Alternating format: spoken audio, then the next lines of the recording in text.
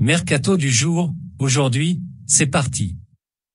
On commence par la France. Messi et Ramos vers une prolongation. C'est une information qui se confirme. Après l'équipe, RMC Sport confirme que le PSG songe bien à prolonger Sergio Ramos et Lionel Messi, en fin de contrat en 2023. Les discussions pourraient s'intensifier après la Coupe du Monde au Qatar. Notre avis, le bon début de saison des deux pousse le PSG à la réflexion. Une prolongation semble bien à l'étude pour Ramos et Messi. Maldini évoque la prolongation de Leao. C'est une priorité pour l'AC Milan depuis plusieurs mois. Meilleur joueur de la série à la saison dernière, Raphaël Leao, dont le contrat expire en 2024, doit être prolongé rapidement, lui dont la clause est fixée à 150 millions d'euros. Nous en discutons depuis des mois, a confié Paolo Maldini à Mediaset mercredi soir. Pour devenir encore plus fort, il doit rester avec nous et apprendre beaucoup de choses, nous avons la volonté de grandir et faire de grandes choses avec lui. L'offre de Chelsea? Elle n'est pas arrivée officiellement, mais de manière informelle et elle a été refusée. Notre avis, pour prolonger Leao, Milan devra faire une entorse à sa politique salariale. Mais son rendement le mérite. Et le retour de Zlatan? Interrogé sur la situation de Zlatan Ibrahimović dans la foulée, Paolo Maldini a confié que le retour de l'attaquant était prévu pour décembre ou janvier. Mercredi, le Suédois avait assuré qu'il ne songeait pas à la retraite. Skriniar va-t-il prolonger avec l'Inter?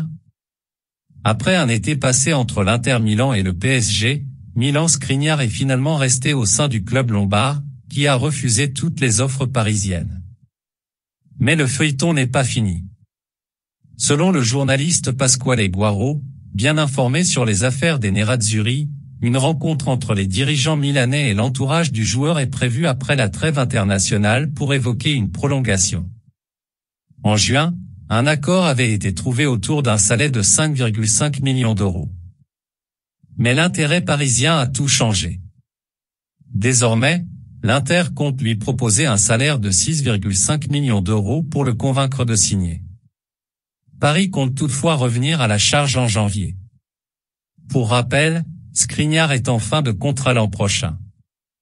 Le défenseur slovaque va donc devoir trancher. Notre avis, tout est entre les mains de Skriniar, qui restait très attaché à l'Inter. Mais lundi, il n'a pas souhaité s'exprimer sur son avenir, jetant des doutes sur son choix. James Rodriguez s'engage avec l'Olympiakos.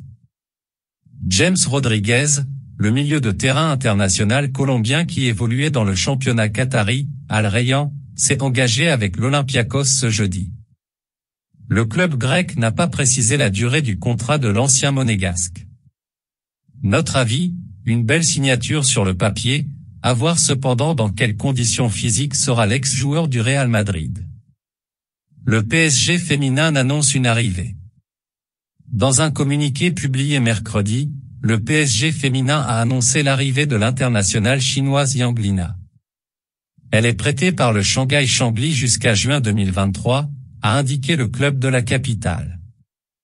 Notre avis, après avoir recruté Li Mangwen, prêté 1 an par Jiangsu, Paris pioche encore en Chine. Bouhaddi quitte l'OL. La gardienne de but de Lyon, Sarah Bouhaddi, pressentie au Paris SG, a annoncé jeudi son départ de l'Olympique lyonnais sur son compte Instagram. Il est temps pour moi de dire au revoir au club qui m'a vu grandir depuis 13 ans. Ensemble, nous avons vécu des émotions indescriptibles et de belles victoires, je suis fier des trophées que nous avons gagnés.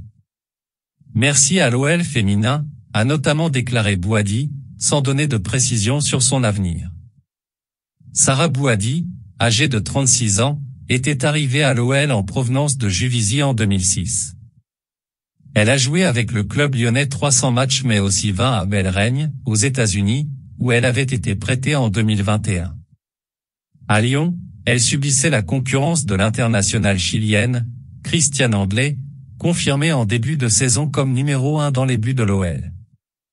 Bouhaddi compte 149 sélections en équipe de France.